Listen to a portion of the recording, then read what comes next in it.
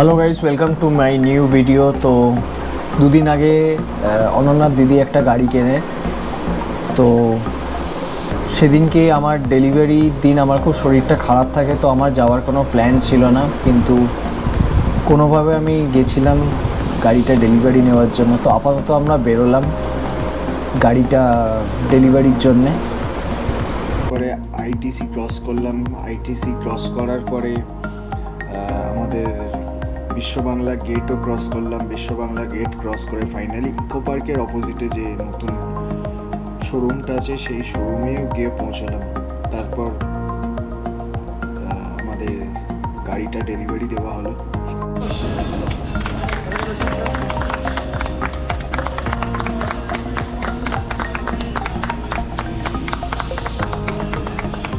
আর তারপরে কিছুটা গাড়ি দিদি চালাতে চালাতেই একটা খুব বাজে ইনসিডেন্ট হয়ে যায়, যেটা খুবই স্যাড।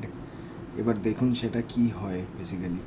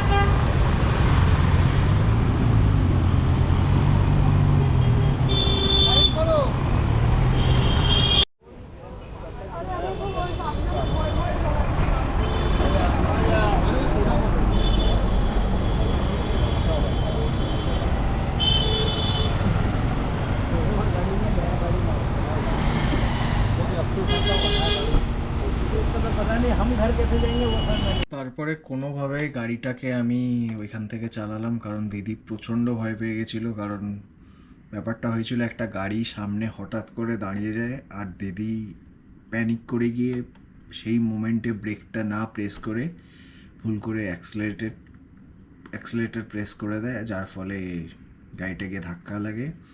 সামনে গাড়িটা প্রচণ্ডভাবে ড্যামেজড হয়, আর সেম আমাদের নতুন গাড়িটাও অনেকটাই ড্যামেজড হয়ে যায়।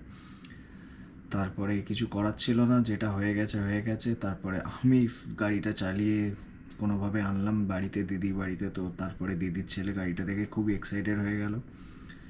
কিন্তু একটাই খারাপ লাগলো যে একটা নতুন গাড়িতে শোরুম থেকে বার করেই ধাক্কা লেগে গেল। কিন্তু কিছু করার নেই, যেটা হওয়ার সেটা তো হবেই। যাই হোক, আমি ভিডিওটা এখানেই এন্ড করছি। এর ভিডিও আর তারপরে ভিডিওটাতেও ভয়েস ওভার আসবে, কারণ আমার শরীরটা খুবই খারাপ। তো বেশি আমি কথা বলতে পারিনি ওই স্পটে গিয়ে। তাই আশা করি আপনাদের ভিডিওটা ভালো লেগেছে।